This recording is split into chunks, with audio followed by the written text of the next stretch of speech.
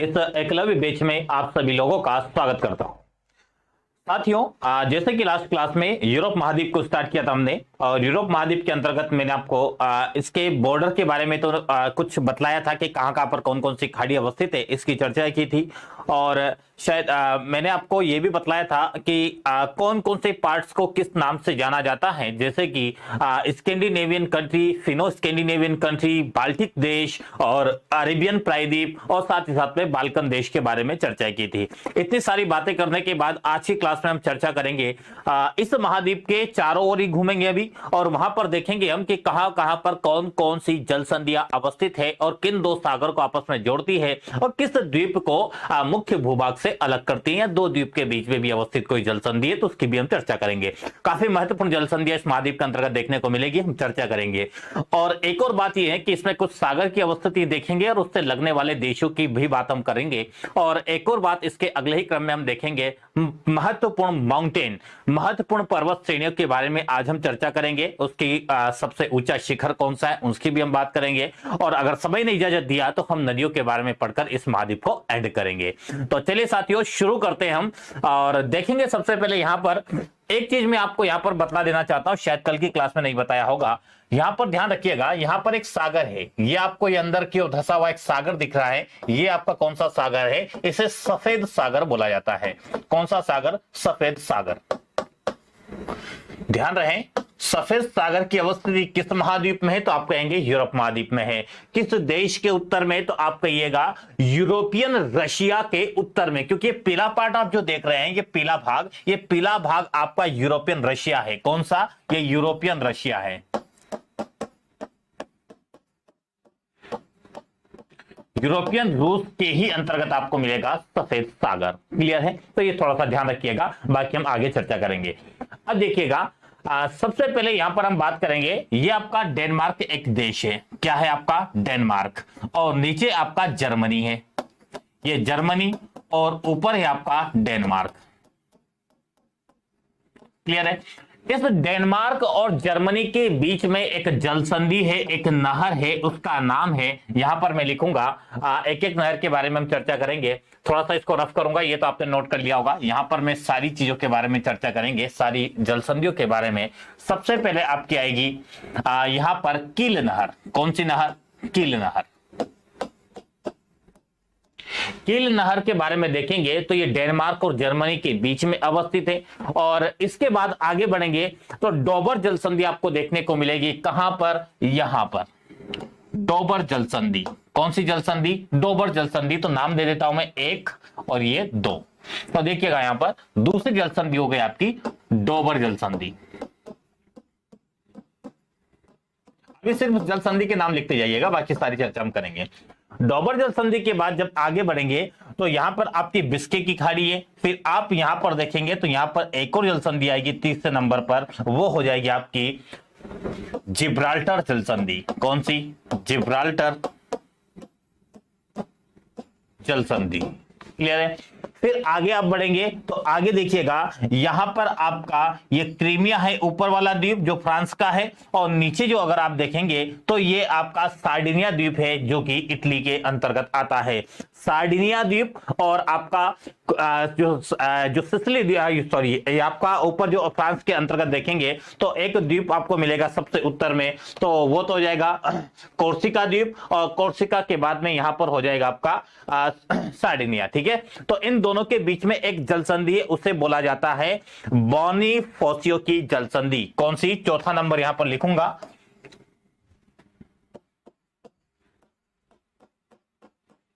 बोनिफासियो जल संधि। ठीक है? बोनिफासियो की जल संधि, यहां पर ध्यान रखना, ऊपर कोर्सिका और नीचे सार्डिनिया। ठीक है? अब फिर आगे देखेंगे तो यहां पर देखिएगा, यहां पर एक जल संधि देखने को मिलेगी, 5वें नंबर की जल संधि, जो कि आप देखेंगे तो सिसिली द्वीप है इटली का, और ये इटली का प्रायद्वीप है। तो इटली प्रायद्वीप तथा सिसिली द्वीप के मध्य एक जल संधि है, और उस जल संधि का नाम हो जाएगा आपका मेस्सीना जल संधि। क्या हो जाएगा 5वें नंबर पर? मेस्सीना जल संधि। क्लियर हुआ? फिर देखिएगा आगे बढ़ेंगे हम और यहां पर एक जलसंधि दिखेगी आपको इस जगह पर, ठीक है। यहां पर टोरंटो की खाड़ी, यहां पे टेरेनियन सागर, यहां पे एड्रियाटिक सागर और यहां पर टेरिहेनियन की जो खाड़ी है, टोरंटो की खाड़ी है या एजियन सागर आप कह सकते हैं। तो यहां पर आपको एड्रियाटिक सागर और टोरंटो की खाड़ी के बीच में मिलेगा ओ टोरंटो की खाड़ी, ओ टोरंटो की जलसंधि। कैसे लिखेंगे देखिएगा यहां पर,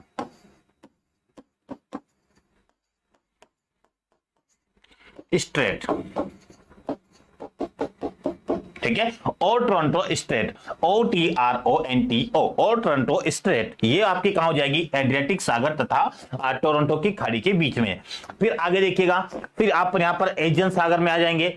एजियन सागर में यहां पर दो जलसंधि मिलेगी, एक 6वें नंबर पर जलसंधि यहां दिखेगी और एक 7वें नंबर की जलसंधि यहां मिलेगी और 8वें नंबर की जलसंधि यहां पर। तो 6, 7 और 8 देखिएगा, ये टर्की है और टर्की का वह भाग जो यूरोप में आता है उसे इस्तांबुल बोला जाता है। ध्यान रखिएगा, मैंने क्या कहा, टर्की का कौन सा भाग यूरोपीय महाद्वीप के अंतर्गत आता है। टर्की तो आपका एशिया महाद्वीप में, लेकिन टर्की का कौन सा भाग यूरोप महाद्वीप के अंतर्गत आता है, तो वो हो जाएगा आपका इस्तांबुल।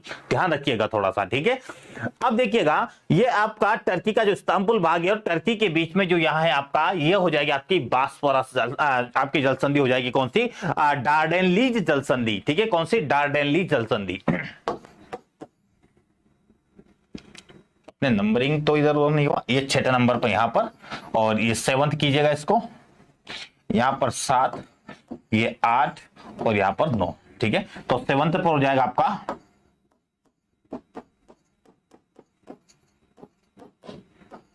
जलसंधि,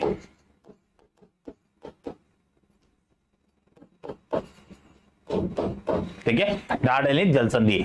8वें नंबर पर देखेंगे तो टर्की, अब ध्यान रखना, ये 7 और 8 के बीच में यहां पर एक सागर दिख रहा होगा आपको, ये सागर जैसी संरचना है, ठीक है। इस सागर को बोला जाता है मरमरा सागर। कौन सा, मरमरा सागर। और यहां पर एजियन सागर, जैसा कि कल के क्लास में आपको बतलाया, सारी चीज देखते हुए चलेगा, एटलस पे भी ध्यान दीजिएगा। यहां पर आपको मिलेगा यहां पर एजियन सागर, फिर मरमरा सागर, फिर काला सागर, फिर एजोव सागर। ये सागर क्रम से ध्यान रखना आपको कि सबसे पहले एजियन सागर, फिर मरमरा सागर, फिर काला सागर, फिर हो जाएगा आपका एजोव सागर। तो ध्यान रखना, जो सबसे पहले डार्डेनलीज जलसंधि है तो ये एजियन सागर तथा मरमरा सागर के बीच में, और मरमरा सागर को ब्लेस सागर से जोड़ने वाली जो जलसंधि हो जाएगी वो हो जाएगी आपकी कौन सी, वो हो जाएगी आपकी बास्फोरस जलसंधि।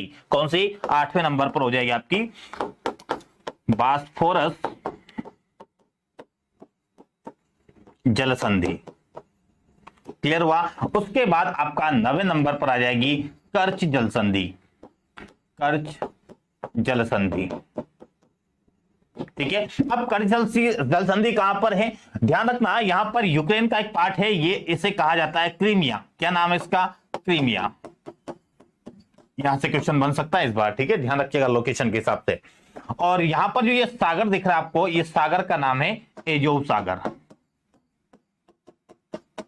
तो एजोव सागर और काला सागर, ये कौन सा है आपका, ये ब्लैक सी लिखा है यहां पर, ब्लैक सी। तो काला सागर तथा एजोव सागर के बीच में जो जलसंधि है वो कौन सी जलसंधि हो जाएगी आपकी, कर्च जलसंधि। अब मैंने सारी जलसंधि आपके सामने मेंशन कर दिया है, अब एक एक करके मैं सबके बारे में बतलाता चलूंगा। आप थोड़ा सा ध्यान रखिएगा, एटलस को सामने रखिएगा, अपने पेन कॉपी को सामने रखिएगा, जो मैं बोलूं वो आपको नोट करना है। कैसे, देखिएगा। सबसे पहले बात करते हैं हम कील नहर के बारे में, ठीक है। कील नहर के बारे में देखेंगे तो जर्मनी में निर्मित कील नहर बाल्टिक सागर को उत्तर सागर से जोड़ती है। इधर आपका बाल्टिक सागर, इधर आपका ये हो जाएगा नॉर्थ सी, मतलब उत्तर सागर। इन दोनों को जोड़ने का काम कौन कर रही है, आपकी कील नहर। और ध्यान रखना, कील नहर आपका मेनली जर्मनी में आती है, लेकिन डेनमार्क को अलग कर देती है। क्लियर हुआ। अब ध्यान रखना, यहीं पर एक आपको शहर दिखेगा जिसका नाम हो जाएगा कील, जो कि जर्मनी के डेयरी उद्योग का प्रमुख केंद्र है।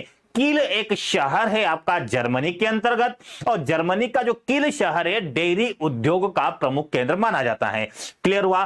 फिर आगे देखेंगे आप तो यहां पर आपको हैम्बर्ग भी मिलेगा, हैम्बर्ग बंदरगाह मिलेगा, जर्मनी के अंतर्गत आपको देखने को मिलेगा हैम्बर्ग बंदरगाह। और ये हैम्बर्ग बंदरगाह जो है ये एल्ब नदी के किनारे देखने को मिलेगा। कौन सी नदी, एल्ब नदी आपकी, एल्ब यहां पर लिखा हूं, बाकी नदी हम पढ़ेंगे, ठीक है। एल्ब नदी है और एल्ब नदी के ही तट पर आपका हैम्बर्ग बंदरगाह है, हैम्बर्ग बंदरगाह। किसका है? ये हो जाएगा आपका जर्मनी का। जर्मनी का हैम्बर्ग बंदरगाह है, एल्ब नदी के तट पर अवस्थित है, इसी किल नहर के पास में है। इतनी बातें काफी है। अब आगे देखेंगे हम, सीधा बात करते हैं डोबर जल संधि। तो डोबर जल संधि जो है आपका, अच्छा एक बात और ध्यान रखना, ये नॉर्थ सी जो है यहां पर डोगर बैंक आपने नाम सुना होगा। यहां पर उत्तर जो सागर है ये उत्तर सागर में, यहां पर थोड़ा सा एक और मैप ले लेता हूं ताकि आपको उसमें कुछ एक्स्ट्रा चीजें बतानी होगी तो वहां पे मैं बताता चलूंगा। देखिएगा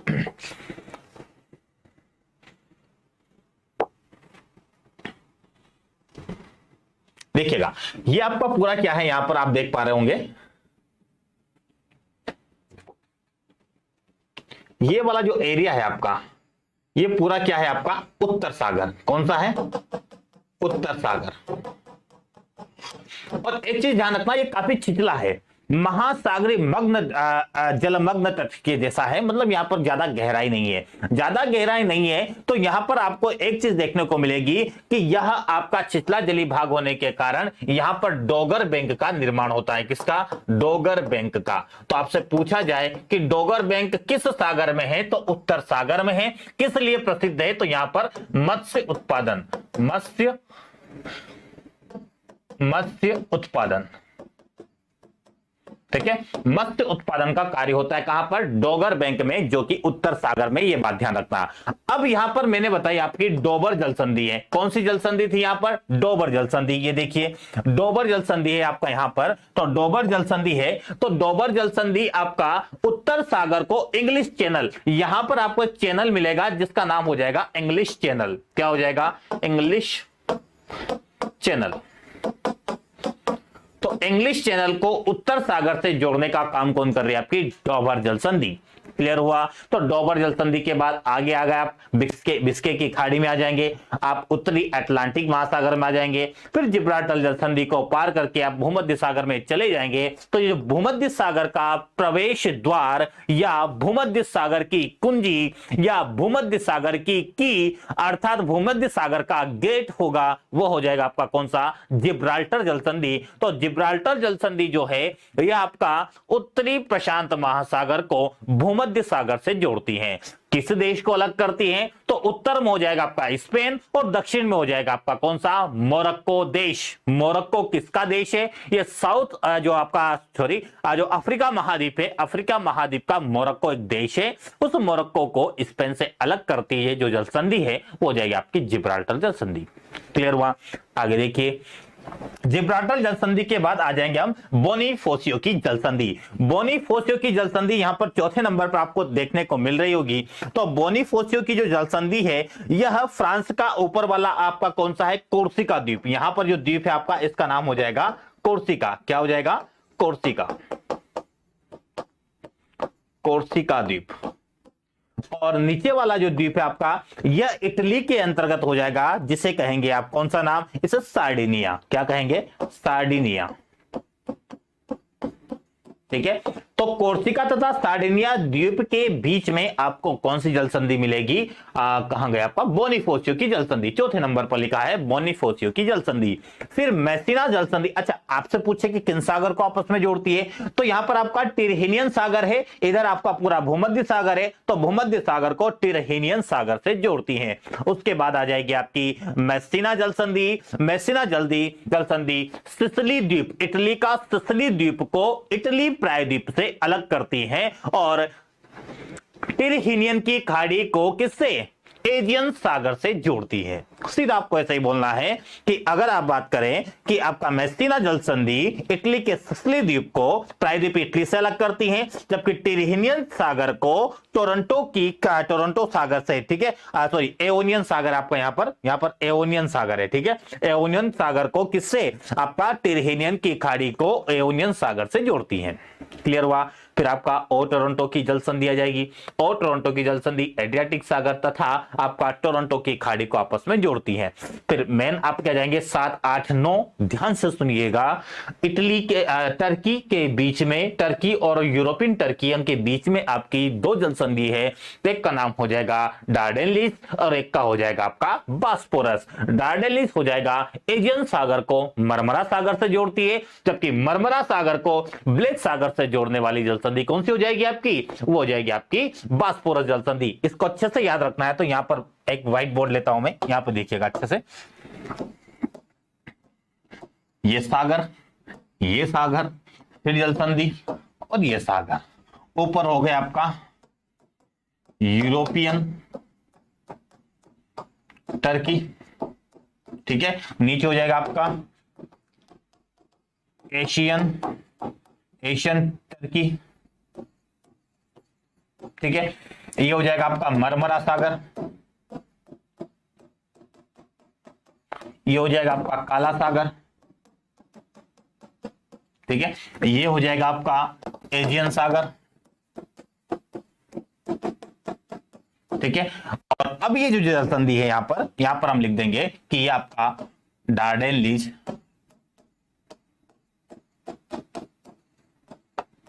जल संधि है, ठीक है। ये हो जाएगा आपका बॉस्फोरस जल संधि। और इधर एक और जल संधि है जो कि आपका एजो सागर से जुड़ेगी, वो हो जाएगी आपकी कर्ची जल संधि,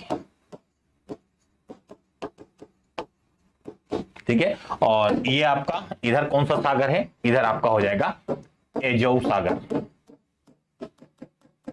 लेकिन यहां पर इसके दक्षिण में हो जाएगा आपका कौन सा, एक क्रीमिया द्वीप है, क्रीमिया, ये इसका नाम क्या है, इधर आपका नीचे हो जाएगा क्रीमिया द्वीप, मतलब सीधा है कर्च जल संधि है। ये आपका रूस को किससे अलग करती है, क्रीमिया। और क्रीमिया किसका भाग है आपका, ये आपका यूक्रेन के क्रीमिया पार्ट को रूस से अलग करती कर्ची जल संधि। तो ये तीनों जल संधि के बारे में लास्ट में बता दिया। अब आशा करता हूं कि सारी जल संधि आपको अच्छे से क्लियर हो गई होगी। क्लियर हुआ।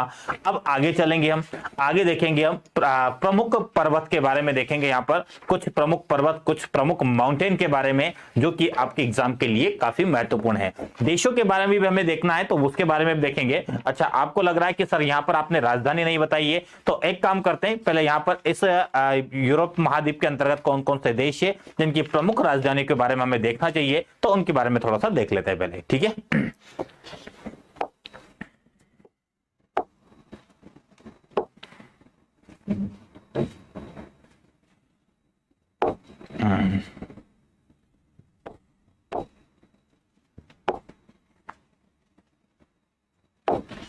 चलिए, यहां पर इस मैप में चाहे आपको कुछ दिखे ना दिखे, पर मैं जरूर आपको लिख कर दिखाऊंगा यहां पर, ठीक है।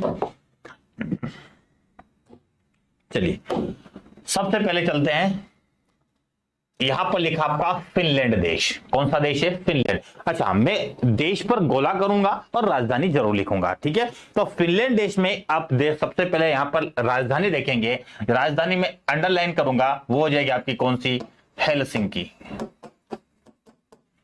क्या राजधानी है फिनलैंड की, हेलसिंकी। स्वीडन ये देश है, इसकी राजधानी यहां पर है जिसे बोला जाता है स्टॉकहोम। स्टॉकहोम, ठीक है। दिख रहा है या नहीं दिख रहा आपको, दिख रहा है। चलो, स्टॉकहोम किसकी हो जाएगी, फिनलैंड की राजधानी। फिर आप नॉर्वे की देखेंगे, नॉर्वे ये देश है, इसकी राजधानी ओस्लो। क्या हो जाएगा, ओस्लो। नॉर्वे की कैपिटल ओस्लो। तीनों देशों की अगर बात करें तो तीनों देशों पूरी तरह से मतलब ये कि भू आबद्ध नहीं है, तो ये आपका तटीय सीमा से लगे हुए हैं। फिर आप देखिएगा एस्टोनिया, यहां पर आपको एस्टोनिया देश दिखा, इसकी राजधानी यहां पर लिख देता हूं मैं, ताल्लिन। ताल्लिन इसकी राजधानी हो जाएगी। फिर आप देखेंगे लाटविया, तो लाटविया की राजधानी हो जाएगी रीगा। फिर आप देखेंगे लिथुआनिया की, तो लिथुआनिया की राजधानी हो जाएगी विल्नियस। विल्नियस, ठीक है, विल्नियस, विल्नियस, ठीक है।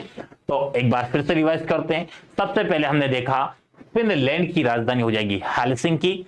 फिर आप देखेंगे तो आपके स्वीडन की हो जाएगी स्टॉकहोम, नॉर्वे की हो जाएगी ओस्लो, तीनों देशों को देखने के बाद हम यूरोप के पश्चिम पूर्वी भाग में आए तो सबसे पहले देखा हमने एस्टोनिया, लाटविया और लिथुआनिया। तो एस्टोनिया की हो जाएगी आपकी कौन सी राजधानी? ताल्लिन। उसके बाद लाटविया की राजधानी आपकी हो जाएगी रीगा, और उसके बाद में आपका लिथुआनिया की राजधानी हो जाएगी विल्नियस। क्लियर हुआ? अब आगे देखिए, यहां पर रशिया का एक पार्ट है, ये रशिया का एक पार्ट है, जिसे रशिया का एक छोटा सा हिस्सा है, ध्यान रखना इसका नाम क्या मिलेगा आपको, वो हो जाएगा आपका जो रशिया का पार्ट है उसे कहेंगे कालीनिनग्राड।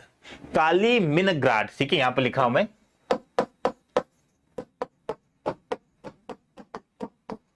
ठीक है। ये रशिया का वो पार्ट है जो कि आपका किसके अंदर? पोलैंड के उत्तर में अवस्थित है। तो रशिया का कौन सा भाग? ये रूस के अंतर्गत आता है और ये आपका पोलैंड के ऊपर स्थित है। पोलैंड की राजधानी आपका हो जाएगी वारसा, ये यहां पर लिखी हुई है वारसा, ठीक है। उसके बाद जर्मनी की राजधानी हो जाएगी आपकी बर्लिन, और डेनमार्क की राजधानी हो जाएगी आपकी कोपेनहेगन। कोपेनहेगन किसकी राजधानी? डेनमार्क की। उसके बाद यहां पर आपका मैंने कहा था कि बेनलेक्स कंट्री, यहां पर 3 देश है, 1, 2 और ऐसे 3 देश है। तो यहां पर हो जाएगा आपका बेनलेक्स मतलब बेल्जियम मतलब नीदरलैंड एक हो जाएगा, और एक हो जाएगा आपका एम्स्टर्डम, यहां पर हो जाएगा। तो 3 देश है यहां पर आपका। एक बात ध्यान रखना, सबसे उत्तर में नीदरलैंड की राजधानी हो जाएगी, यहां पर लिख देता हूं मैं, जो नीदरलैंड है, नीदरलैंड की राजधानी हो जाएगी एम्स्टर्डम,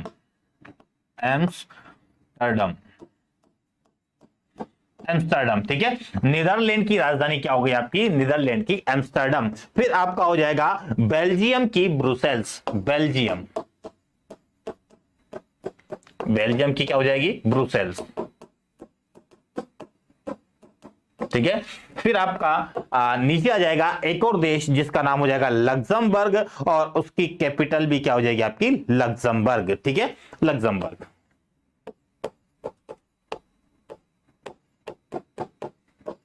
कैपिटल सेम, ठीक है, लग्जमबर्ग। उसके बाद आप फ्रांस मिलेगा, फ्रांस की राजधानी सभी जानते हैं पेरिस, ठीक है, फ्रांस की राजधानी पेरिस। फिर आप स्पेन में आ जाएंगे, तो स्पेन की राजधानी आप देखेंगे तो स्पेन की राजधानी हो जाएगी आपकी कौन सी? उसे कहेंगे हम मैड्रिड, ठीक है, बीच में स्थित है, ये लिखा हुआ है आपका मैड्रिड। पर एक बात आप ध्यान रखना, स्पेन और फ्रांस के बीच में क्वेश्चन पूछा गया है, ठीक है। अंडोरा एक देश है, कौन सा? अंडोरा, यहां पर लिखा भी है, ये यहां पर एक देश है, इसका नाम क्या हो जाएगा? अंडोरा। अंडोरा एक देश है जो किन 2 देशों के मध्य अवस्थित है? तो फ्रांस और स्पेन के मध्य आपका अंडोरा एक देश है, और वह फ्रांस और स्पेन के बीच में अवस्थित है, भूमध्य सागर के तट से लगा हुआ है, ठीक है, भूमध्य सागर से लगा हुआ है। अंडोरा आपका वह देश है। अंडोरा ला वेल्ला उसकी कैपिटल हो जाएगी, अंडोरा ला वेल्ला अंडोरा की कैपिटल है, और यह भूमध्य सागर से लगा हुआ देश है। क्लियर हुआ? अब फिर आगे देखेंगे तो पुर्तगाल की लिस्बन आपकी हो जाएगी कैपिटल, ठीक है, यहां पर लिस्बन लिखा है, ये आपका पुर्तगाल, और ये कैपिटल आपकी लिस्बन, ठीक है। फिर आगे आइए, इटली की राजधानी आपको पता ही है रोम, ठीक है, इटली की राजधानी रोम हो जाएगी। रोम के ऊपर आप देखेंगे तो इटली के ऊपर मतलब इटली के ऊपर इधर आपको बाल्कन देश, मैंने कल सारे देश बताए थे, आपको पता होगा, तो कुछ महत्वपूर्ण मैं आपको बतला देता हूं। ग्रीस की राजधानी हो जाएगी एथेंस, ठीक है। फिर आप देखिएगा रोमानिया की राजधानी यूक्रेन की हो जाएगी आपकी, पूछा गया है कई बार, वो हो जाएगी यूक्रेन की राजधानी कीव। यूक्रेन की राजधानी क्या हो जाएगी? कीव। उसके बाद आप देखेंगे तो यहीं पर एक देश दिखेगा आपको रोमानिया। अब इस रोमानिया की राजधानी आपकी हो जाएगी बुखारेस्ट, ठीक है, रोमानिया की राजधानी यहां पर लिखा हुआ है बुखारेस्ट, ठीक है, तो रोमानिया की राजधानी क्या हो जाएगी? बुखारेस्ट, ठीक है, रोमानिया की बुखारेस्ट। फिर बुल्गारिया की क्या हो जाएगी? बुल्गारिया उसी के नीचे अवस्थित है, तो सोफिया उसकी राजधानी हो जाएगी, यहां पर लिखा हुआ है ये बुल्गारिया देश, इसकी राजधानी हो जाएगी सोफिया, ठीक है। उसके बाद बाल्कन देशों के बारे में मैंने आपको बताया, इतना आपको ध्यान नहीं रखना है, बाल्कन देशों के बारे में ध्यान रखना। ऑस्ट्रिया भी इसमें एक देश है, तो ऑस्ट्रिया की राजधानी वियना जरूर कीजिएगा। यहां पर लिखा होगा ऑस्ट्रिया, ये वाला जो पार्ट दिख रहा है आपको, ये ऑस्ट्रिया है, ऑस्ट्रेलिया नहीं, ऑस्ट्रिया है। और ऑस्ट्रिया की राजधानी वियना, ठीक है। ऑस्ट्रिया की राजधानी क्या हो जाएगी, वियना, जो कि आपका यहीं पर अवस्थित है, ठीक है। और उसके बाद इसी ऑस्ट्रिया के ऊपर देखेंगे तो ऑस्ट्रिया के ऊपर आपको एक देश मिलेगा, चेक गणराज्य। चेक गणराज्य यहां पर देखिएगा, ये आपका चेक गणराज्य है, इसकी राजधानी हो जाएगी प्राग। ये भी पूछा गया है, तो चेक गणराज्य की राजधानी हो जाएगी प्राग, ठीक है। इन राजधानियों के बारे में आप ध्यान रखिएगा। बाकी आगे चलेंगे हम और माउंटेन के बारे में, प्रमुख पर्वतीय क्षेत्र के बारे में हम यहां पर चर्चा करेंगे, ठीक है। Important mountain of Europe.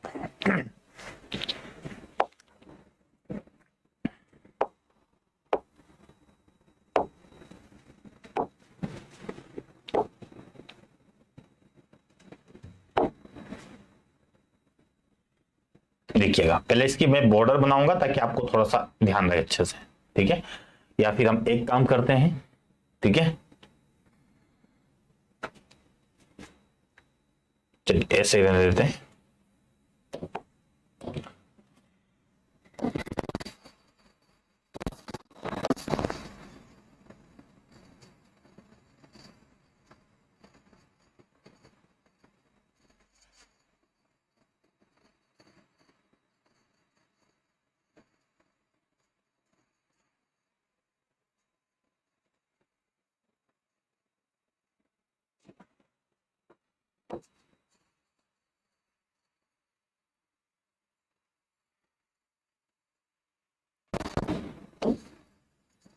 ठीक है, ये आपका यूरोप महाद्वीप, ठीक है, पूरा अच्छे से दिख रहा होगा। अब मैं यहां पर आपको देश भी बताता हुआ चलूंगा और कौन सा माउंटेन है उसके बारे में भी हम चर्चा करेंगे, ठीक है। सबसे पहले आता है स्कैंडिनेवियन माउंटेन या स्कैंडिनेवियन पेनिनसुला। यहां पर आप देखिएगा, यहां पर आपका एक पर्वत है, ठीक है, इसका नाम क्या हो जाएगा। अच्छा, मैं यहां पर नंबर देता हूं और साइड में लिखता चलूंगा, ठीक है, ये एक नंबर हो जाएगा। सबसे पहले क्या हो जाएगा, स्कैंडिनेवियन पर्वत श्रेणी या प्रायद्वीप किन देशों में है, तो दो देशों में है आपका। एक हो जाएगा नॉर्वे, एक हो जाएगा आपका स्वीडन, ठीक है। तो दोनों देशों की बॉर्डर पर अवस्थित आपका स्कैंडिनेवियन माउंटेन या पेनिनसुला, ठीक है। नॉर्वे स्वीडन की सीमा पर हो गया। यहां पर जोलेन पर्वत है, इस पर क्या है, एक जोलेन पर्वत है, ये ध्यान रखना। तो जोलेन पर्वत है, तो ये किसकी सीमा पर है, ये आपका स्कैंडिनेवियन कंट्री जो है, इस दोनों की सीमा पर है। यहीं पर आपका जोलेन पर्वत, ठीक है, यहां पर बता देता हूं मैं, यहीं पर आपका क्या हो जाएगा, जोलेन पर्वत। यहां पर लिख देता हूं मैं जोलेन पर्वत। यहां पर मैग्नेटाइट, ठीक है, किसके भंडार है, मैग्नेटाइट के या मैग्नेटाइट लोयस के जो प्रकार होता है, लोयस का एक प्रकार है मैग्नेटाइट, उसके भंडार है, मैग्नेटाइट के भंडार। क्लियर हुआ। तो माउंटेन के बारे में आप ध्यान रखना कि स्कैंडिनेवियन माउंटेन जो कि नॉर्वे स्वीडन की सीमा पर है, जोलेन पर्वत है, मैग्नेटाइट के लोहस्क के भंडार है यहां पर। और इसके बाद आगे देखेंगे फ्रांस और स्पेन की सीमा पर आ जाइए सीधा। ये फ्रांस और स्पेन की सीमा में आपको मिलेगा एक पर्वत श्रेणी मिलेगी जिसे कहा जाएगा पेरिनीज पर्वत श्रेणी। कौन सा, पेरिनीज पर्वत श्रेणी। ध्यान रखना, क्वेश्चन पूछा जा चुका है यहां से कि पेरिनीज पर्वत श्रेणी जो है आपकी कहां पर अवस्थित है। तो यहां पर आप देखेंगे तो यहां पर आपको मिलेगा पेरिनीज पर्वत श्रेणी। कौन सा, कुछ नाम यहीं पर लिख देता हूं मैं, पेरिनीज पर्वत श्रेणी, ठीक है, फ्रांस और स्पेन की सीमा पर अवस्थित है। पेरिनीज पर्वत श्रेणी फ्रांस और स्पेन की सीमा पर अवस्थित है। एंडोरा देश की राजधानी अंडोरा दा वेला इसी पर्वत पर अवस्थित है। कौन सी राजधानी, अंडोरा ला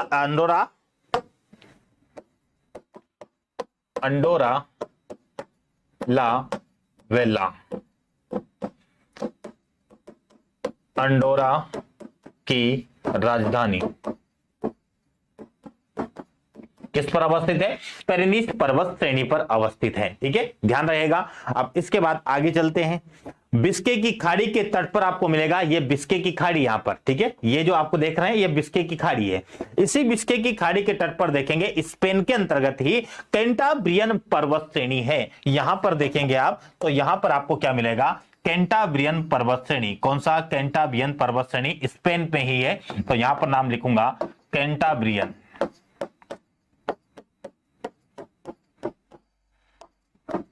पर्वत श्रेणी। ठीक है, कैंटाब्रियन पर्वत श्रेणी ये आपका कहां पर है? स्पेन में है। ये भी ध्यान रखना आपको, किस में है? स्पेन में है, लिखते ही चलना है। ठीक है, स्पेन, स्पेन में है कैंटाब्रियन पर्वत श्रेणी। अब ये कैंटाब्रियन जो है आपका, यहां पर एब्रो और ड्यूरो नदी का उद्गम होता है। कौन सी नदी का? यहां से आपकी दो नदियां हैं, दो नदियों का उद्गम होता है। एक होता है आपका ड्यूरो नदी। ठीक है, ड्यूरो नदी, और साथ में आपकी एक और नदी है जिसे कहेंगे हम एब्रो नदी। ठीक है, एब्रो नदी। इन दोनों नदी का उद्गम कैंटाब्रियन पर्वत श्रेणी से होता है। क्लियर हुआ? अब इसके बाद देखिएगा आगे की ओर चलते हैं। स्पेन की एकमात्र नदी है जो कि सागर में गिरती है, वो एब्रो नदी है। तो इन नदियों में हम इस बातों को देख लेंगे। ठीक है, अब स्पेन में आप देख के रहिएगा। अब मैं अगला मैप लूंगा और उस मैप में अच्छे से दिखलाऊंगा, क्योंकि यहां से क्वेश्चन बन चुका है आपका कि जो आइबेरियन प्रायद्वीप है उस पर कौन कौन सी पर्वत श्रेणी अवस्थित है। तो उसके लिए मैं अगला मैप लूंगा और अगले मैप में सारी चीजें बतलाऊंगा। ठीक है, इस मैप का भी हम यूज करते चलेंगे। अब इसी प्रकार से पढ़ेंगे तो आपके क्वेश्चन अच्छे से सॉल्व होंगे। ठीक है,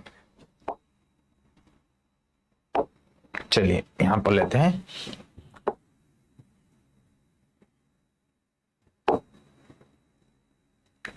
अब आपको दिख रहा है नहीं दिख रहा है, मैं दिखा देता हूं आपको। ठीक है, मैं बॉर्डर इसकी बना देता हूं जल्दी से। अरे उल्टा बन गया आपका।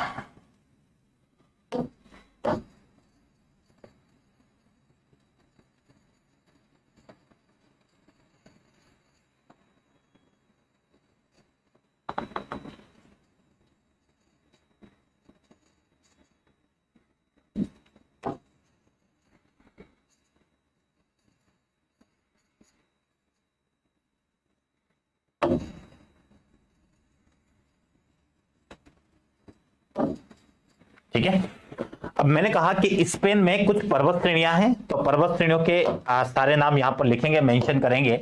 और इसे कहा जाता है, मैं यहां पर लिख देता हूं। यहां पर एक है आपका अरेबियन प्रायद्वीप। इस अरेबियन प्रायद्वीप में 4 पर्वत श्रेणियां हैं। कितनी है? 4 पर्वत श्रेणियां हैं। एक ऐसा कैसा ही नाम आपको नॉर्थ अमेरिका में देखने को मिला था, वो भी इसके अंतर्गत आएगा। सबसे पहले बात करते हैं सिएरा मोनेरा। क्या नाम है? यहां पर हम बना लेते हैं 1 2 3 और 4। ठीक है, 1 2 3 और 4। इन सभी का नाम क्या है? सबसे पहले कहा मैंने सिएरा मोनेरा, दूसरा हो जाएगा सिएरा नेवादा। यही मैंने कहा था नॉर्थ अमेरिका में भी आपका सिएरा नेवादा है। सिएरा नेवादा जो कि दूसरे नंबर की पर्वत श्रेणी है अरेबियन प्रायद्वीप की। उसके बाद देखेंगे आपको बेटिकन कोर्डिलेरा। ठीक है, बेटिकन कोर्डिलेरा।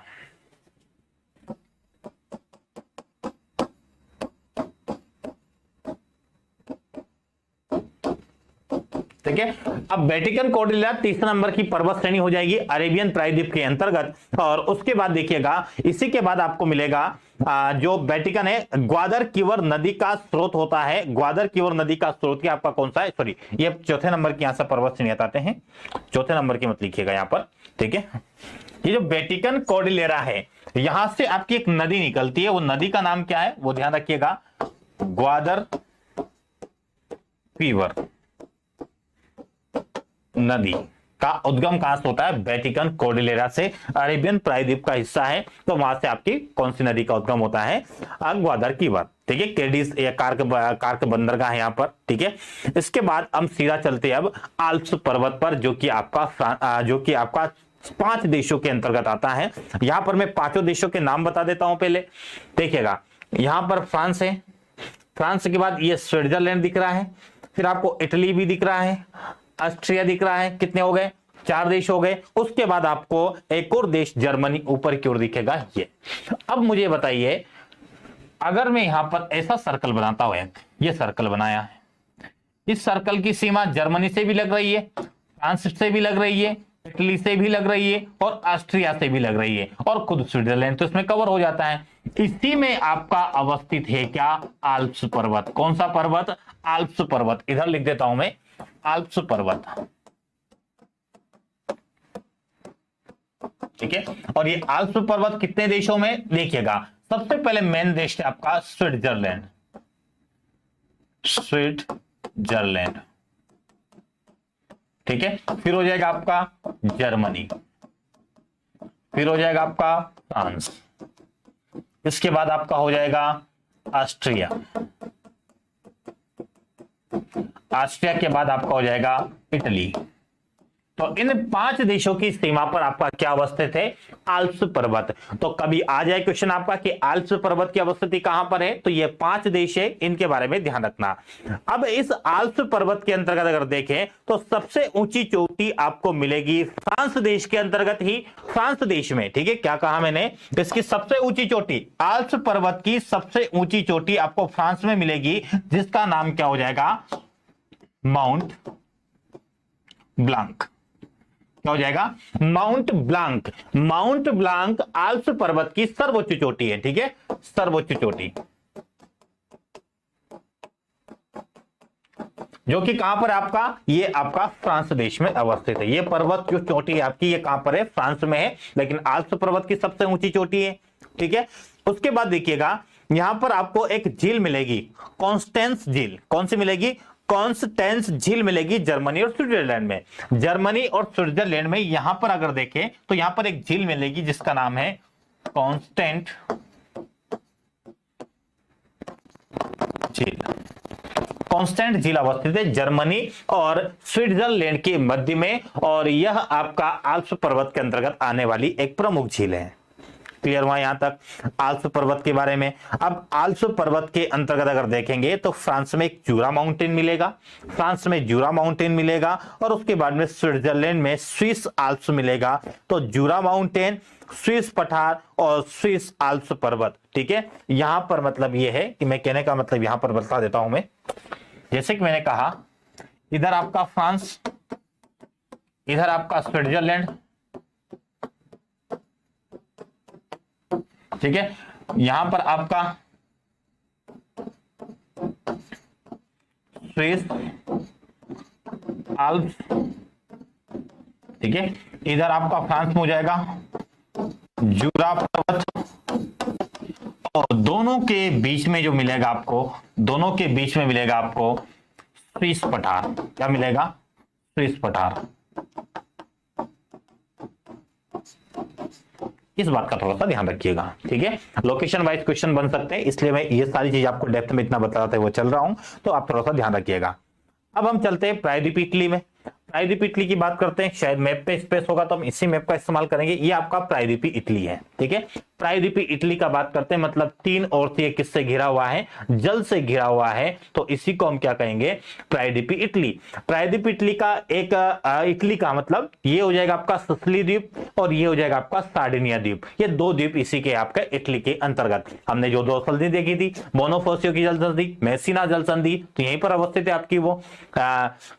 फिर उसके बाद में टोरंटो की खाड़ी भी यहीं पर देखा, एड्रियाटिक सागर देखा, एड्रियाटिक सागर इधर है, टिरहेनियन की खाड़ी इधर है, टोरंटो की खाड़ी नीचे है, एजियन सागर है यहाँ पर। तो इन सब के बीच में आपका इटली देश अवस्थित है, इसलिए प्रायद्वीपीय भाग पर देखने को मिलेगा। अब देखना यहां पर आपका एपेनाइन पर्वत श्रेणी मिलेगी आपको, कहां पर?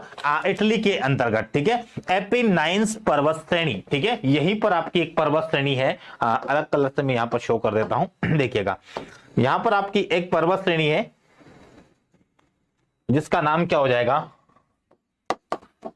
चलिए इधर यहां पर लिखता हूं मैं, ये हो जाएगा एपेनाइन पर्वत श्रेणी। एपिनाइन पर्वत श्रेणी इटली देश में अवस्थित है। तो एपिनाइन पर्वत श्रेणी जो है ये नेपल्स के समीप में आपको दिखेगा। वेसुवियस माउंट है जो कि एक प्रकार का सुसुप्त ज्वालामुखी है नेपल्स के पास में। अब आप सोच रहे होंगे कि नेपल्स कहां पर है, तो ये इटली का ही एक देश आपका नेपल्स जो कि यहां पर अवस्थित है। यहां पर आपको एक देश देखने को मिलेगा, एक शहर देखने को मिलेगा नेपल्स। कौन सा? नेपल्स। यहां पर लिख रहा हूं मैं, ये नेपल्स, नेपल्स है। वहीं पर आपको माउंट वेसुवियस, माउंट वेसुवियस ज्वालामुखी पर्वत देखने को मिलेगा जो कि सुसुप्त प्रकार का ज्वालामुखी है। सुसुप्त प्रकार का क्या है? ज्वालामुखी है। और ये आपका एपिनाइन पर्वत श्रेणी के अंतर्गत ही आता है। क्लियर हुआ यहां तक? इसके बाद देखिएगा टाइबर नदी का स्रोत अगर देखें तो यह टाइबर नदी का स्रोत भी आपका एपिनाइन पर्वत है। कौन सी नदी? टाइबर नदी। ठीक है, टाइबर नदी का स्रोत भी यहीं से होगा आपका, वेटिकन सिटी के पास में से। ठीक है, सिसिली द्वीप पर एटना ज्वालामुखी है, सक्रिय प्रकार का ज्वालामुखी, इतना ध्यान नहीं रखना है। उसके बाद में आखिरी श्रेणी पर चलता हूं आपका बाल्कन प्रायद्वीप। अब इसके बाद में शायद कुछ बचेगा नहीं पर्वत श्रेणी के बारे में, यही खास रहेगा। तो बाल्कन प्रायद्वीप एक और आपको यहां पर पहले ही बतला देता हूं मैं। यहां पर देखिएगा जॉर्जिया, आर्मेनिया, अजरबैजान एशिया के देश हैं यहां पर। ठीक है, एशिया के 3 देश है, जॉर्जिया, आर्मेनिया और अजरबैजान। देख लीजिएगा, जॉर्जिया, आर्मेनिया और अजरबैजान। यहां पर आपका काकेशस पर्वत श्रेणी है। कौन सी? काकेशस, काकेशस पर्वत श्रेणी है। इस काकेशस पर्वत श्रेणी का सबसे ऊंचा जो माउंटेन है उसे कहा जाता है माउंट एलब्रूस। एलब्रूस। और जो ये माउंट एलब्रूस है ये यूरोप महाद्वीप का सबसे ऊंचा पर्वत है। यूरोप महाद्वीप का सबसे ऊंचा पर्वत, सबसे ऊंचा पर्वत। ठीक है, यूरोप महाद्वीप का सबसे ऊंचा पर्वत हो जाएगा माउंट एलब्रूस जो कि काकेशस पर्वत श्रेणी पर अवस्थित है। क्लियर हुआ यहां तक? तो ये भी ध्यान रखना। अब एक बचा है आपका, सिर्फ लास्ट में मैं अलग आपको बिना मैप के सारी चीजें बता दूंगा, वो है आपका कौन सा? Balkan peninsula. बाल्कन पेनिनसुला पे 3 पर्वत हम पढ़ेंगे, डिनारिक पर्वत और पेंडस पर्वत और बाल्कन पर्वत। ये 3 प्रमुख पर्वत हम देखेंगे। और इसी के अंतर्गत आपका काकेशस पर्वत श्रेणी यूरोप और एशिया के सीमा पर आ जाता है, जो कि यूक्रेन के पूर्व में आप देखेंगे तो यूक्रेन आपका यही था। यूक्रेन के पूर्व में आप, ये यूक्रेन है, इसके पूर्व में आपका काकेशस जो कि मैंने बता दिया माउंट एलब्रूस है। ठीक है, माउंट एलब्रूस अच्छे से नहीं दिख रहा तो इसको एक बार लिख देता हूं यहां पे।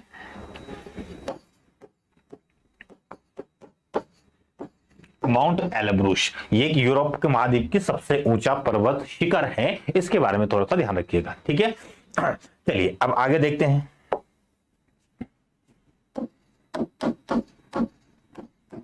बाल्कन प्रायद्वीप। अब बाल्कन प्रायद्वीप में कौन कौन से देश है वो तो आपको पहले से पता ही सही। ठीक है, अब इस बाल्कन प्रायद्वीप में कुछ पर्वत के बारे में बात करूंगा मैं। यहां पर 3 प्रमुख पर्वत देखने को मिलेंगे।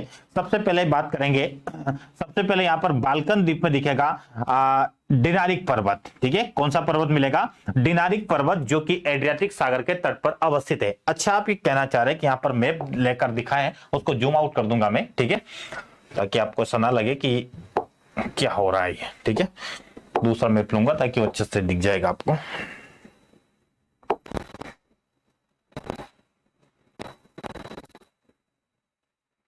देखिएगा,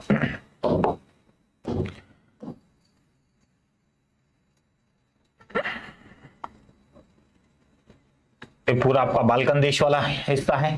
ठीक है, यहां पर आप देखेंगे, यहां पर ऐसे ही एड्रियाटिक तट से लगा हुआ, एड्रियाटिक तट से लगा हुआ ही रहेगा आपका कौन सा? डिनारिक पर्वत। डिनारिक पर्वत श्रेणी। आपसे पूछेंगे डिनारिक पर्वत श्रेणी किस सागर के तट पर अवस्थित है, तो आप बता दीजिएगा कि यह आपका एड्रियाटिक सागर के तट पर अवस्थित है। क्लियर हुआ? फिर एवोनियन सागर के तट पर आपको मिलेगा पिंडस। यहां पर आपको देखने को मिलेगा एक पर्वत श्रेणी है यहां पर। तो यह जो पर्वत श्रेणी है यहां पर आपको जो मिलेगी इसका नाम क्या हो जाएगा? पिंडस। और पिंडस जो है ये किस तट पर? यहां पर आपका यहां पर एवोनियन सागर है, एवोनियन सागर के तट पर, एवोनियन सागर के तट पर। ठीक है। एओनियन सागर के तट पर अवस्थित हो जाएगा आपका पिंडस माउंटेन रेंज, देखिए पिंडस पर्वत श्रेणी, ठीक है। तो पिंडस माउंटेन पर्वत बता दिया। फिर आपका डिनारिक भी हो गया। डिनारिक के बाद एक और आता है आपका बाल्कन माउंटेन। कौन सा आता है? बाल्कन पर्वत श्रेणी, और ये काला सागर से लगा हुआ है, तट से दूर है लेकिन काला सागर से आप बता सकते हैं। रोमानिया जो है आपका टीरिया, वहां पर रोमानिया में आपको दिखेगा ट्रांसिल्वेनिया अल्पस, ठीक है। तो बाल्कन यहां पर आपको मिलेगा, इस जगह पर आप देखेंगे तो यहां पर, ठीक है, बाल्कन पर्वत श्रेणी, रोमानिया और बुल्गारिया, ठीक है। रोमानिया प्लस आपका बुल्गारिया तट पर अवस्थित है, मतलब इन देशों में अवस्थित है, तो ये भी थोड़ा सा ध्यान रखिएगा। तो ये प्रमुख माउंटेन है आपके, इनके बारे में थोड़ा सा रीड कीजिएगा, ठीक है। यहां तक मैंने आपको माउंटेन के बारे में बतला दिया है। माउंटेन के बाद अगर बात करें तो माउंटेन के साथ ही माउंटेन के बाद अगर देखें तो यहां पर मैंने नदियों के बारे में बचा हुआ है, तो नदियों के बारे में हम देखेंगे, एक एक करके सारी नदियों के बारे में हमें देखना है, ठीक है। कुछ प्रमुख नदियां होगी, बाकी अगर नदियां इसमें बसती हैं तो मैं उसको आगे भी कवर करवाऊंगा, लेकिन हम नदियों को पहले देखते हैं, ठीक है। चलिए, आज की क्लास थोड़ा लंबा भी होगी, तो धैर्य बना के रखिएगा। पूरा यूरोप महाद्वीप हमें फिनिश करना है, ठीक है। यूरोप महाद्वीप जब फिनिश करना है तो एक अच्छे से मैप लेता हूं मैं, और उसी मैप में सारी नदियां दिखलाएंगे, कहां कहां पर कौन कौन सी नदी अवस्थित है, या फिर कहां कहां पर वो प्रवाहित होती हैं। नदियों को पढ़ने से पहले ये बात जरूर ध्यान रखना कि आपको इसकी तटीय अवस्थिति पता होना चाहिए। तटीय अवस्थिति का मतलब क्या कहना चाह रहा हूं मैं? तटीय अवस्थिति का मतलब यह है कि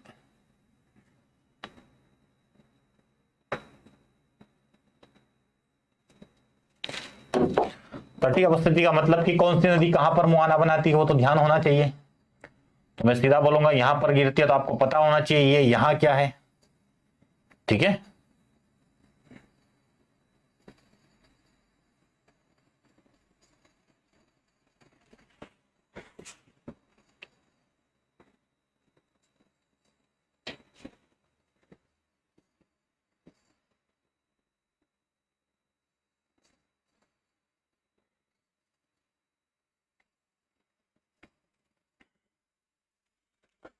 आप ये मत सोचिएगा कि सर आपने यूराल पर्वत नहीं बताया, ये यूराल पर्वत मैंने पहली क्लास में बता दिया था आपको, ठीक है। इसी के समानांतर यूराल नदी प्रवाहित होगी, ठीक है। बात करेंगे अब। ये तो आपका यूरोप महाद्वीप है। यूरोप महाद्वीप में कुछ देश, इंपॉर्टेंट जो देश है, मैं थोड़ा सा वहां पर हाईलाइट कर देता हूं। ये आपका यहां पर पोलैंड है, ठीक है। ये आपका बेलारूस है, लिथुआनिया है, लाटविया और एस्टोनिया। यहां पर आपको मिलेगा ये जर्मनी है, ठीक है। इधर आपका यह फ्रांस हो जाएगा, ये स्पेन हो जाएगा, और ये पुर्तगाल हो जाएगा। ये बीच में स्विट्जरलैंड हो गया, और ये आपका इटली हो गया। ये आपका हो जाएगा ऑस्ट्रेलिया, ये स्लोवेनिया, ये हंगरी, हंगरी की राजधानी बुडापेस्ट, ठीक है। पूछा जा चुका है इसलिए मैं बता रहा हूं। यहां पर माल्डोवा है, छोटा सा देश। ये यूक्रेन हो गया आपका पूरा, ठीक है। यहां पर आपका ये बुल्गारिया हो गया, ठीक है। ये सर्बिया, और ये बोस्निया हर्जेगोविना, और ये ऊपर वाला आपका क्रोएशिया। ये क्रोएशिया, बोस्निया हर्जेगोविना, ठीक है। नीचे भी आपका ये ग्रीस हो जाएगा नीचे, बाकी कोई आवश्यकता भी नहीं है हमें, ठीक है। यहां पर एक चीज और बता देता हूं, नदियों के बारे में बतलाने चले हैं तो उससे पहले एक बात और ध्यान आई इसमें। यहां पे देखिएगा क्वेश्चन बना है, यहां से देखिएगा।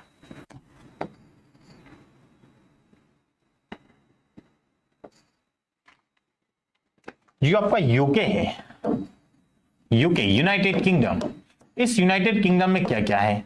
इस यूनाइटेड किंगडम की अगर बात करें तो इस यूनाइटेड किंगडम में कई सारे ऐसे, इंग्लैंड आ जाएगा, इंग्लैंड आ जाएगा। इंग्लैंड के बाद आपका आ जाएगा स्कॉटलैंड आ जाएगा, वेल्स आ जाएगा, और नॉर्थन आइसलैंड। तो ये मैंने जो यहां पर एक छोटी सी संरचना बताई, ये क्या हो जाएगी आपकी उत्तरी, उत्तरी आइसलैंड, आयरलैंड, आयरलैंड, उत्तरी आयरलैंड। ये ऊपर वाला हो जाएगा आपका स्कॉटलैंड। ये नीचे हो जाएगा आपका ब्रिटेन मतलब सर आपका ब्रिटेन का मतलब आप यहाँ पर इंग्लैंड बोल सकते हैं, ठीक है, यहाँ पर क्या बोल सकते हैं, इंग्लैंड। ये वाला हिस्सा हो जाएगा आपका वेल्स। तो इन चारों संरचना को मिला दिया जाए, इन चारों क्षेत्र को मिला दिया जाए तो आपका क्या बनता है, यूके। ठीक है, तो यूके में स्कॉटलैंड आता है, उत्तरी आयरलैंड आता है, वेल्स आता है और इंग्लैंड आता है। तो ये आपको ध्यान रखना चाहिए। यूके के अंतर्गत इंग्लैंड, स्कॉटलैंड, वेल्स और नॉर्दर्न आयरलैंड आता है। अगर आपसे पूछे कि ग्रेट ब्रिटेन बताइए, ग्रेट ब्रिटेन के अंतर्गत क्या आता है, तो ध्यान रखना ग्रेट ब्रिटेन के अंतर्गत सिर्फ आपका ग्रेट ब्रिटेन के अंतर्गत स्कॉटलैंड रहेगा, तो वेल्स रहेगा, इंग्लैंड रहेगा। इन तीनों को क्या कहा जाएगा, इन तीनों को कहा जाएगा आपका ग्रेट ब्रिटेन।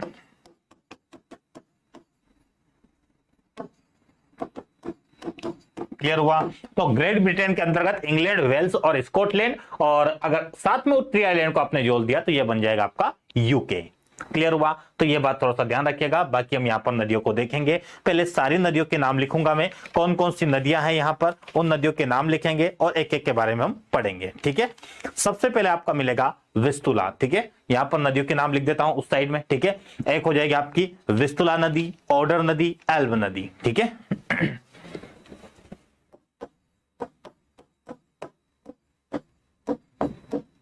ठीक है, विस्तुला नदी,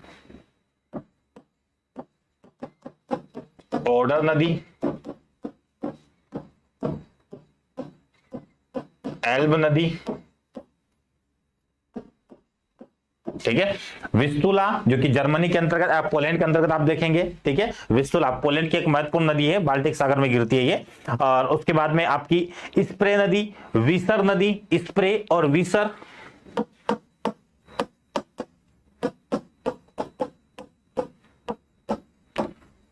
विसर नदी। छठे पर इंपोर्टेंट राइन नदी। ठीक है, राइन नदी के बारे में देखेंगे विस्तार से, कहां से होकर प्रभावित होती है।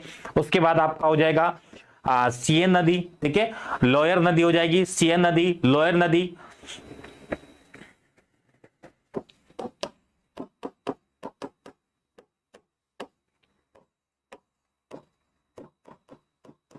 ठीक है, 8 प्रमुख नदियां तो हो गई है, कुछ और नदियां इसमें उसके भी देख ही लेते हैं। टोगस रिवर है, एक ग्वादर कीवर, जो कि मैंने आपको ड्यूरो नदी के बारे में बताया, टोगस नदी के बारे में। ठीक है, एक तो हो जाएगा ग्वादर कीवर, एक हो जाएगा आपका टोगस। ठीक है,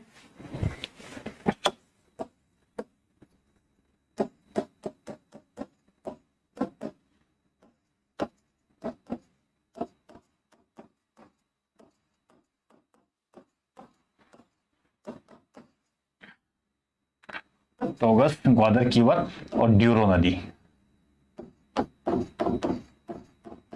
ठीक है, ये कुल 11 नदियां हैं इसमें। तो 11 नदियों के बारे में देखेंगे, एक एक के बारे में जैसे मैं बोलता चलूं वैसे आपको ध्यान रखना है, सुनते चलना है और लिखते चलना है। ठीक है, पोलैंड की महत्वपूर्ण नदी जब आपको दिखेगी तो पोलैंड की एक प्रमुख नदी है आपकी विस्तुला नदी। विस्तुला नदी पोलैंड की है, वार्सा इसी के तट पर अवस्थित है। यहां पर आपको वार्सा नदी मिलेगी और यहां पर आपका पोलैंड की राजधानी क्या हो जाएगी, वार्सा। तो वार्सा इसी के तट पर अवस्थित है। तो ये ध्यान रखना है। एक नंबर पर आपकी क्या हो जाएगी, ये एक नंबर हो गया। तो ये हो जाएगी आपकी विस्तुला नदी, पोलैंड की महत्वपूर्ण सहायक नदी, पोलैंड की एक महत्वपूर्ण नदी है। ठीक है, इसके बाद आप देखेंगे तो आपको ऑर्डर नदी मिलेगा, पोलैंड और जर्मनी की सीमा से बहते हुए ये आपकी बाल्टिक सागर में गिरती है। यहां पर आपकी उद्गमित होगी और इस प्रकार से दोनों की बॉर्डर से मिलती हुई ये कहां पर खत्म हो जाएगी, तो दूसरे नंबर की नदी आपकी ऑर्डर नदी, जो पोलैंड तथा जर्मनी की राजनीतिक सीमा बनाती है। ये लिखते हुए चलेगा, राजनीतिक सीमा का निर्धारण कौन करता है। जर्मनी की महत्वपूर्ण नदी है आपकी एल्ब नदी। एल्ब नदी जर्मनी की महत्वपूर्ण नदी है और आपको बताया था मैंने कि हैम्बर्ग बंदरगाह में यह आपका जाकर, हैम्बर्ग बंदरगाह के पास में ये आपका कहां पर जाकर इसका मुहाना बनता है, यह आपका उत्तर सागर में जाकर गिरती है। यहां से आपके उद्गमित होगी तीसरे नंबर की नदी। ठीक है, ठीक है, यहां पर उत्तर सागर है तो ये तीसरे नंबर की नदी आपकी, ये तो दूसरे नंबर की नदी। देखिए, तीसरे नंबर की नदी आपकी हो जाएगी एल्ब नदी, और एल्ब नदी के तट पर ही आपको हैम्बर्ग बंदरगाह अवस्थित है। ठीक है, हैम्बर्ग बंदरगाह। और उसके बाद देखेंगे एल्ब नदी की सहायक नदी आपका स्प्रे नदी, जो लिखा हुआ वहां पर, इसी की सहायक नदी है एक स्प्रे नदी, और उसी स्प्रे नदी पर जर्मनी की राजधानी बर्लिन अवस्थित है। जर्मनी की राजधानी बर्लिन जो है इसी स्प्रे नदी के तट पर अवस्थित है, बर्लिन। ठीक है, जर्मनी की राजधानी बर्लिन स्प्रे नदी के तट पर अवस्थित है, यह भी ध्यान रखना है।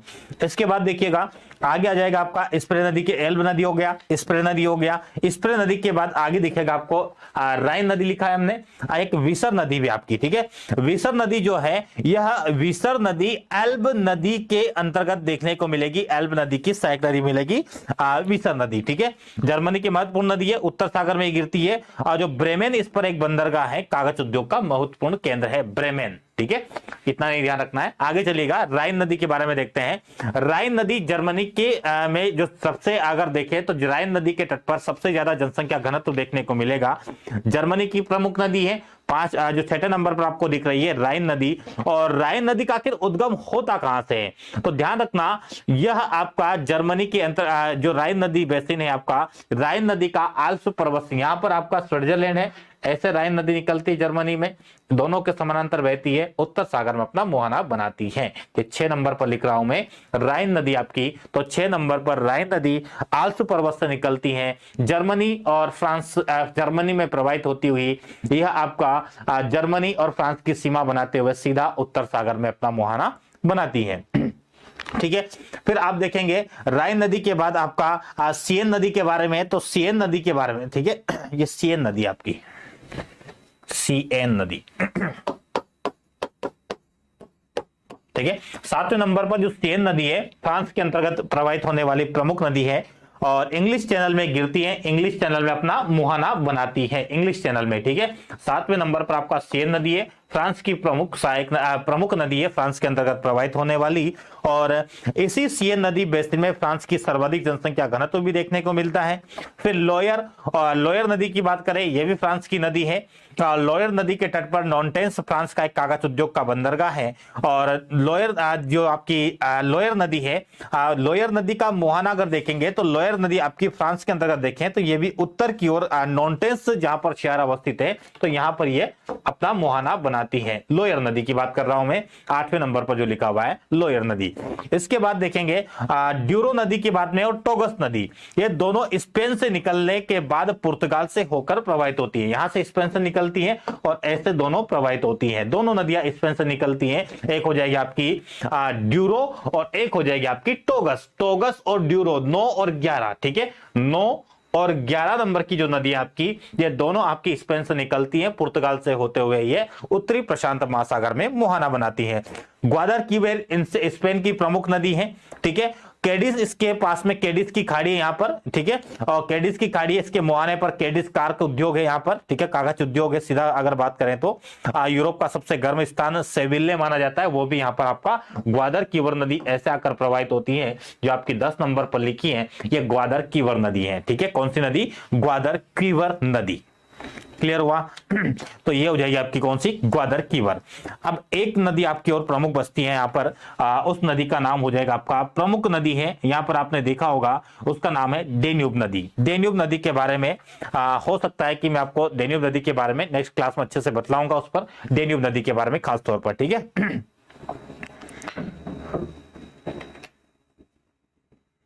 चलिए यहां तक आपने देखा है। ठीक है, डेन्यूब नदी के बारे में भी आपको यहां पर बताता हूं मैं, एक मिनट समझ लीजिएगा। चलिए डेन्यूब नदी के बारे में देखना है हमें। डेन्यूब नदी के बारे में देखने के बाद यह यूरोप महाद्वीप आपका पूरी तरह से फिनिश हो जाएगा। जर्मनी के ब्लैक फॉरेस्ट से निकलती है आपकी। ठीक है, यहां पर कुछ मैं चार्ट के रूप में आपको बताता हूं इसमें कि कैसे आपको देखना है इसको, डेन्यूब नदी के बारे में।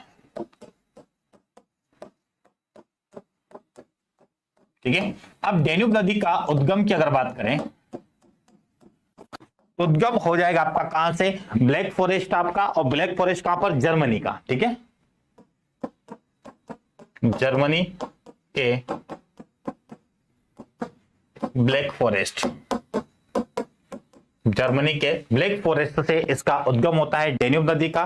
फिर आगे यह ऑस्ट्रिया में जाती है, और ऑस्ट्रिया में जब जाती है तो ऑस्ट्रिया की राजधानी है वियना। ऑस्ट्रिया की राजधानी क्या है?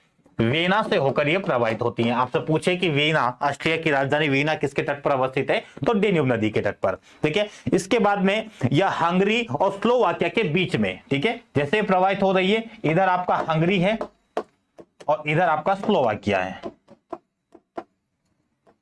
ठीक है, स्लोवाकिया, तो हंगरी और स्लोवाकिया के बीच में प्रवाहित होती है। उसके बाद देखेंगे तो हंगरी के मैदान में यह प्रवेश कर जाती है। किसमें? हंगरी के मैदान में।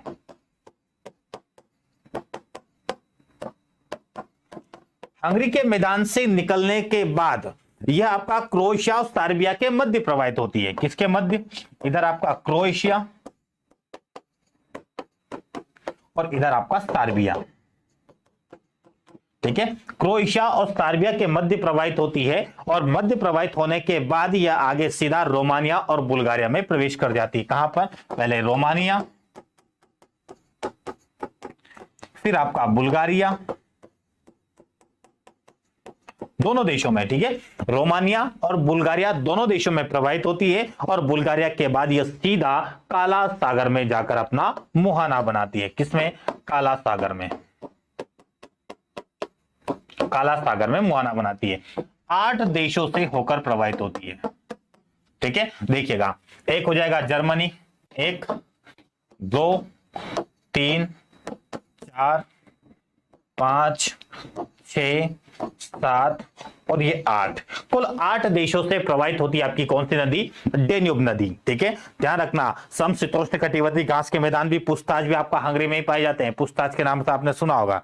ठीक है, और ये नदी आपका जो कि प्रमुख डेन्यूब नदी है, तो डेन्यूब नदी के बारे में आप लोकेशन के हिसाब से ध्यान रखना। सबसे पहले उद्गम होता है जर्मनी के ब्लैक फॉरेस्ट से, फिर ऑस्ट्रिया की वीना राजधानी उस होकर जाता है, हंगरी की बुडापेस्ट से भी होकर जाती है, क्रोएशिया, सर्बिया, उसके बाद में रोमानिया। ठीक है, रोमानिया के बाद आगे देखेंगे आप तो बुखारेस्ट भी इसी के तट पर अवस्थित है आपका। ठीक है, और बेलग्रेड जो राजधानी आपकी, बेलग्रेड की इसके तट पर अवस्थित हो जाएगी। ठीक है, और बेलग्रेड किसकी राजधानी है? सर्बिया की राजधानी। सर्बिया की राजधानी आपकी बेलग्रेड है।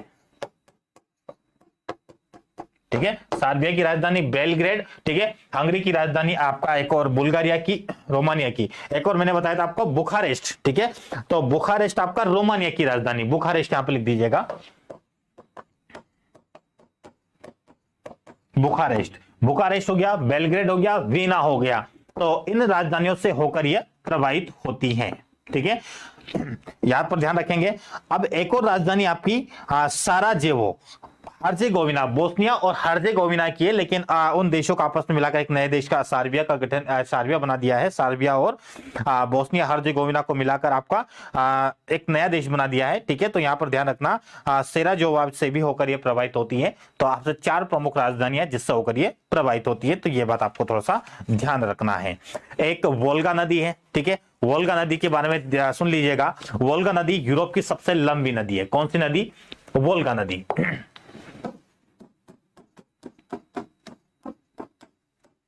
ये जो है आपका यूरोप की सबसे लंबी नदी है।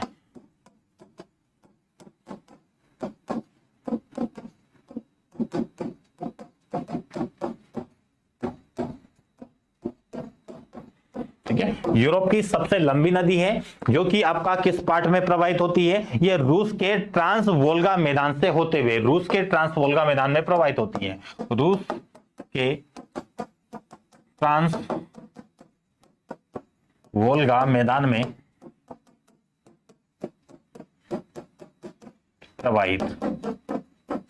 ठीक है, रूस के ट्रांस वोल्गा मैदान में प्रवाहित होती है। फिर यह मुहाना कहां बनाती है? ठीक है, मतलब यह अपना जल विसर्जित कहां पर करती है? तो वो हो जाएगा आपका कैस्पियन सागर। कहां पर?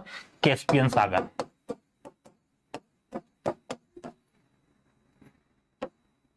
कैस्पियन सागर, कैस्पियन सागर में अपना मुहाना बनाती है। तो वोल्गा नदी के बारे में ध्यान रखना। एक और आपको मैंने बता दिया है, यूराल नदी भी आपका कैस्पियन सागर में मुहाना बनाएगी। इसी पर आपका कौन सी? यूराल नदी भी आएगी। यूराल पर्वत के समानांतर बहती है यूराल नदी। इसका मुहाना भी कहां बनता है?